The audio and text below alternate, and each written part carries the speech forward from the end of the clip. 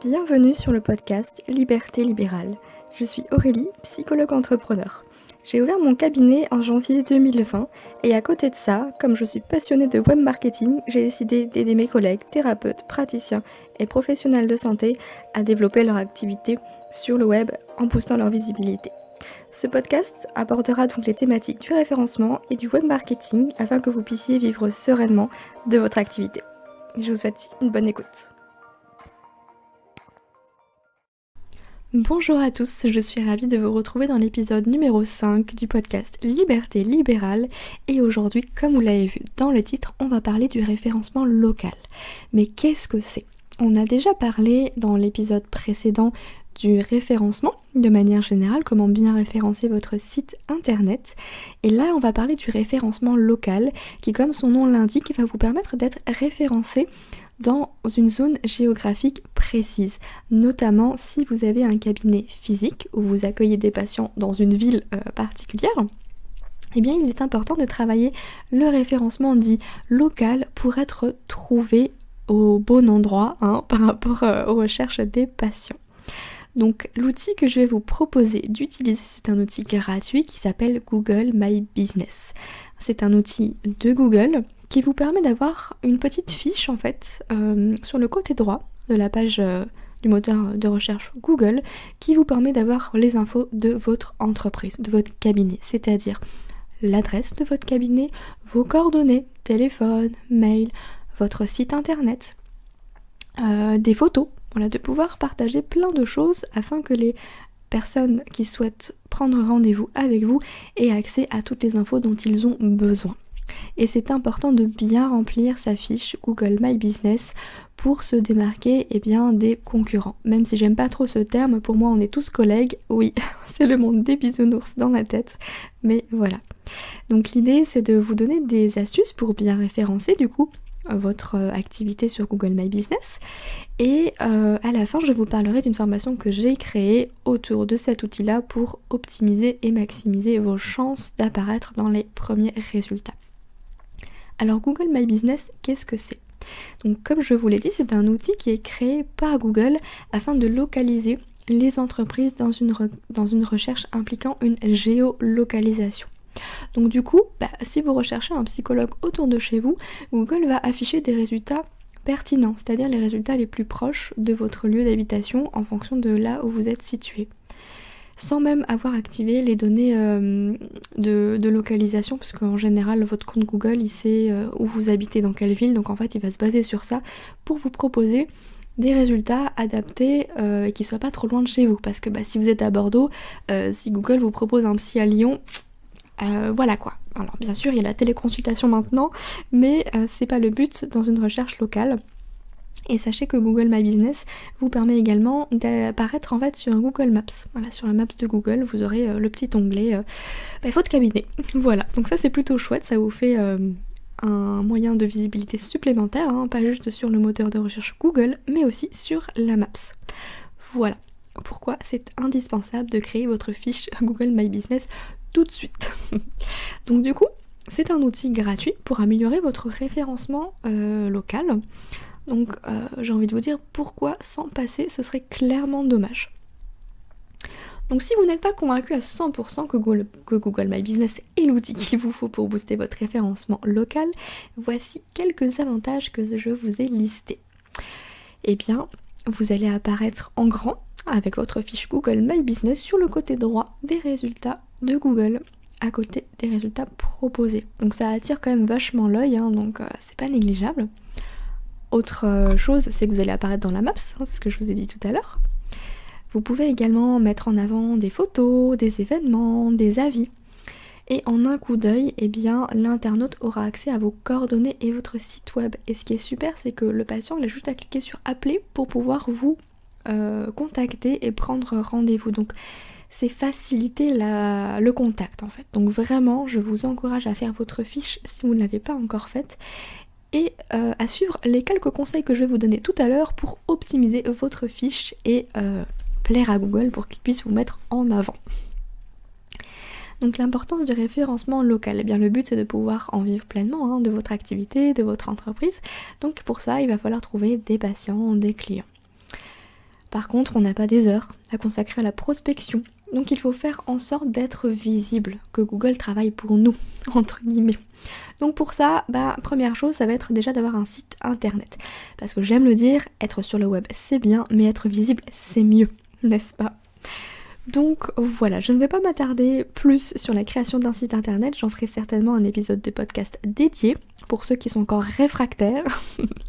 Et on va passer tout de suite au référencement local. Donc en fait avec le référencement naturel, ce qu'on appelle le SEO, ce dont je vous ai parlé dans le podcast précédent, vous allez optimiser la position de votre site internet sur le moteur de recherche Google. Par contre, le référencement naturel, ça prend du temps et ça demande des connaissances en SEO. Et du coup, même si j'ai bien l'intention de vous proposer mes services ou une formation en termes de référencement naturel de manière bien plus complète que ce que j'ai pu le faire jusqu'à maintenant, il y a des solutions plus rapides pour pouvoir justement être visible. Alors bien sûr, je vais en parler quand même si c'est pas le but là de ce podcast. Il y a le référencement payant qu'on appelle le SEA. Et ça, c'est faire de la publicité sur les réseaux sociaux, comme Facebook, Instagram, ou même directement sur Google, avec Google Ads. Et quand on débute, on n'a pas forcément d'argent à investir en publicité, parce qu'il va passer dans le loyer du cabinet, dans les 22% de l'URSSAF, etc. Donc, c'est pas forcément la solution vers laquelle on se tourne au début. Néanmoins, c'est une solution à garder sous le coude plus tard. Mais il n'y a pas d'obligation. Il y a aussi le référencement via les réseaux sociaux, ce qu'on appelle le social selling.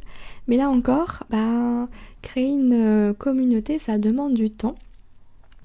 Et la création de contenu, c'est chronophage, on va pas se mentir. Même si j'adore ça, je passe mon temps à créer du contenu en tout genre, mais c'est épuisant et les résultats, ils sont pas forcément toujours là. Ça s'inscrit dans une stratégie à long terme, donc effectivement, c'est pas avec un post que vous allez avoir un patient. Néanmoins, être sur les réseaux, ça peut quand même vous apporter une certaine visibilité, une certaine notoriété. Et pour vous donner un exemple, pas plus tard qu'hier, j'ai eu une séance d'hypnose en visio et la personne m'a dit qu'elle m'avait découverte grâce à mon podcast, donc mon podcast Autre Écoute-toi, qui est lié à mon activité de psychologue en libéral. Donc voilà, j'étais extrêmement surprise parce que je ne pensais pas que ça pouvait m'amener des patients. Mais écoutez, si vous faites de la téléconsultation, ne lésignez pas sur les moyens du web aujourd'hui car ils sont extrêmement puissants à condition de bien s'en servir, d'avoir une stratégie de communication derrière et non, stratégie marketing, ce n'est pas un gros mot même pour vous, professionnels de santé, je vous rassure. Le tout c'est de le faire avec éthique et de pouvoir offrir quelque chose, de pas arnaquer les gens, hein. Si vous dites je peux vous aider à faire telle chose, effectivement, aidez-les à faire telle chose. Bon bref, on s'égare. Donc voilà un petit peu pour tous les types de référencement. Et forcément on en vient au référencement local qui vous permet d'indiquer à qui recherche un praticien dans votre zone l'emplacement de votre cabinet sur la Maps de Google, mais aussi dans les résultats de recherche tout simplement. Encore faut-il savoir bien remplir votre fiche Google My Business. Et oui, parce que comme pour toutes les plateformes, tous les réseaux, il y a des codes à respecter. Et si on ne les respecte pas, non seulement on ne sera pas mis en avant, mais des fois ça peut même nous desservir parce que si on fait mal les choses, ça peut être considéré comme du spam. Et du coup, Google peut nous pénaliser pour ça. Donc je vais vous donner quelques notions de base en référencement naturel pour optimiser à la fois votre site, encore une fois, vos articles de blog et votre fiche Google My Business. Car oui, les astuces SEO marchent aussi pour votre fiche Google My Business. Première astuce, ce sont les mots-clés. Le plus important dans votre référencement, c'est le choix des mots-clés. Si vous souhaitez vous positionner par exemple sur le mot-clé psychologue Bordeaux, il faudra insérer ce mot-clé plusieurs fois sur la page d'accueil de votre site, dans le titre, mais aussi dans vos images. Pensez à ce qu'on a dit il y a 2 semaines, renommez vos images avec vos mots-clés. Attention par contre à ne pas suroptimiser, parce que là, Google va pas aimer du tout, il va considérer que c'est du bourrage de mots-clés et il pourrait vous pénaliser pour ça. Donc en gros, placez vos mots-clés une fois tous les 100 mots, à peu près, en privilégiant les titres, les sous-titres, les images. Pour un bon référencement, on utilisera un mot-clé par page. Donc inutile de mettre tous vos mots-clés dans une seule page, ça sert à rien, ça va embrouiller Google et vous allez apparaître nulle part. Donc imaginons que vous ayez plusieurs prestations. Je vais prendre toujours mon exemple, je suis psychologue et praticienne en hypnose. Donc moi ce qui va être intéressant c'est de faire une page psychologue Bordeaux et une autre page hypnose Bordeaux. Et je pourrais même pousser le truc encore plus loin en faisant encore une page hypnose arrêt du tabac Bordeaux, hypnose arrêt perte de poids Bordeaux. Vous voyez un petit peu, tout ça ce sont des mots-clés qui vont être dédiés à une seule page, à un contenu pour pouvoir vraiment vous positionner dessus et que Google, que ce soit clair pour Google en fait. Et l'astuce c'est de choisir un mot-clé avec un fort volume de recherche mais une faible concurrence. En d'autres termes, plus votre mot-clé est recherché et moins il y a de concurrence, plus vous avez de chances de vous positionner dans les premiers résultats de recherche. Sinon, si c'est trop compliqué, eh bien il faut opter pour la longue traîne, c'est-à-dire des mots-clés plus spécifiques qui vont dépasser les 3 mots en général. Et avec cet exemple-là, j'ai pu me positionner sur la première page de Google avec le mot-clé professionnel de santé Bordeaux, quartier Saint-Paul. Et oui, c'est vachement long, mais les résultats sont là. Je suis sur la première page, mine de rien. Voilà pour les mots-clés. Donc sachez que dans votre fiche Google My Business, les mots-clés sont importants également, notamment dans votre description. Dans le titre de votre fiche, vous pouvez simplement mettre votre prénom et votre nom. Mais moi je vous encourage à mettre aussi votre profession et votre ville. Sur ma fiche Google My Business, il y a Aurélie Nussbaumer, psychologue et praticienne en hypnose, Bordeaux. Mettez vos mots-clés à des endroits stratégiques. Mais les mots-clés vont aussi être dans la petite description que j'ai faite et vous pouvez également mettre en avant vos services. Et bien là aussi j'ai détaillé mes services. J'ai du coup les suivis psychologiques, mais il y a également les séances d'hypnose pour l'arrêt du tabac, les séances d'hypnose pour la perte de poids, les séances d'hypnose pour les grignotages. Vous voyez, n'hésitez pas à détailler à fond pour que du coup Google puisse vous mettre en avant, qu'il sache sur quoi vous allez bosser. Donc n'hésitez pas à mettre également en avant vos services. Deuxième étape, ce sont les images. Pensez à bien optimiser vos images dans Google My Business. Donc pensez à renommer vos images, mais aussi à les compresser. Et quand vous allez les renommer, je vous invite à les renommer avec vos mots-clés. Sur quoi vous voulez vous positionner dans votre fiche Google My Business. Moi j'ai mis par exemple psychologue hypnose Bordeaux. Et attention, n'oubliez pas que les images que vous allez mettre en avant, ça doit être soit des photos que vous avez prises vous-même, soit des images libres de droit. Vous ne pouvez pas vous servir sur Google Images, faites vraiment attention à ça, c'est interdit. Il y a des sites d'images libres de droit, gratuits, sur lesquels on peut télécharger des images qui sont à disposition de tous. Et en rentrant sur ces sites, vous allez voir à quel point les images, vous les connaissez déjà. Oui, parce que vous n'êtes pas les seuls à les utiliser. C'est le seul point noir finalement un petit peu de tout ça. Donc n'hésitez pas à mettre les photos de votre cabinet, extérieur, intérieur, mais également une photo de vous. C'est toujours sympa de savoir à qui on va avoir affaire, non ? Donc je vous encourage vraiment à mettre tout ça dans vos photos. Donc comment améliorer votre référencement local grâce à votre fiche Google My Business ? Eh bien, première astuce, ça va être de remplir absolument tous les champs à votre disposition. Google il a mis plein de choses, donc utilisez toutes les fonctionnalités qu'il a mis en place pour vous. C'est un peu comme tous les réseaux, plus vous allez utiliser les fonctionnalités qui sont mises à disposition, plus l'algorithme va vous mettre en avant. Parce qu'il va se dire, chouette, au moins elle utilise tout ce qui est présent. Donc utilisez les posts, utilisez les services, utilisez les images. Tout ça, c'est hyper important. Et vous verrez qu'en remplissant votre fiche Google My Business au fur et à mesure, Google vous donne des conseils aussi pour bien la remplir. Donc je vous invite à les suivre simplement. Ensuite, utilisez la fonctionnalité Post pour informer vos patients des changements, des nouveautés, les rediriger vers vos articles de blog, vers votre nouvelle vidéo YouTube, le nouveau podcast, etc. Soyez réguliers. Si vous faites votre fiche et que vous n'y touchez plus jamais, ok, elle sera là, mais elle va pas vivre en fait. Donc Google, il va mettre en avant des fiches qui, elles, sont mises à jour régulièrement. C'est comme les sites web. Du coup, pour ça, je vous invite à publier, pourquoi pas, une fois par semaine ou au moins une fois par mois. Ne vous cassez pas la tête, prenez simplement un post que vous avez fait sur les réseaux sociaux et basculez-le en post sur Google My Business. à condition bien sûr que ce soit pertinent, évidemment, par rapport à votre activité en cabinet. Ou simplement relayer vos articles de blog, vos nouveaux contenus. Ça permettra d'apporter de la régularité, je vais y arriver, de la régularité à Google My Business, mais également d'attirer peut-être des personnes qui ne vous connaissent pas de base et qui pourront vous découvrir via ce post. Faites attention simplement, c'est que le nombre de caractères est limité dans les posts, donc vous n'allez pas pouvoir écrire un article entier. C'est pas le but. Vous pouvez simplement mettre une petite description et en dessous vous avez un appel à l'action. Donc vous pouvez mettre en savoir plus, par exemple pour les articles de blog. Mais si par exemple vous voulez qu'on vous appelle directement, vous pouvez faire un petit post, je ne sais pas, en période de confinement, le cabinet reste ouvert et en dessous, appelez. Et du coup ça va automatiquement mettre votre numéro de téléphone. Faciliter la vie aux gens. Bien sûr qu'ils savent faire, ils pourraient chercher à droite à gauche où vous appelez, vos coordonnées, etc. Mais si vous leur facilitez la vie, ils vont y aller. Qui n'aime pas ça, honnêtement ? On n'aime pas passer des heures à chercher des infos basiques, même si ça prend 2 secondes. Mais aujourd'hui, 2 secondes, c'est précieux parce que le temps, c'est vachement important et personne n'en a. Tout le monde court après le temps aujourd'hui. Ensuite, autre chose hyper important, c'est de récolter des avis. Et quand vous récoltez des avis, répondez-y, c'est hyper important. Mais vous allez avoir justement un petit message de Google qui va vous dire « vous n'avez pas répondu à cet avis, on vous encourage à le faire, c'est important ».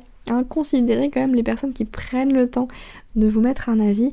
Donc répondez-leur simplement « merci de votre retour, je vous souhaite une très belle continuation ». Voilà, simplement, c'est tout. Et pour récolter des avis, là il va falloir effectivement demander directement aux patients est-ce que vous voulez bien me laisser un avis sur Google, etc. Ou des personnes que vous avez aidées dans votre entourage, des collègues à qui vous avez pu échanger des prestations, je ne sais pas, redoubler d'inventivité. Et enfin, dernier conseil, c'est d'être régulier pour montrer à Google que vous utilisez son outil. Ça va lui plaire, notamment avec les posts.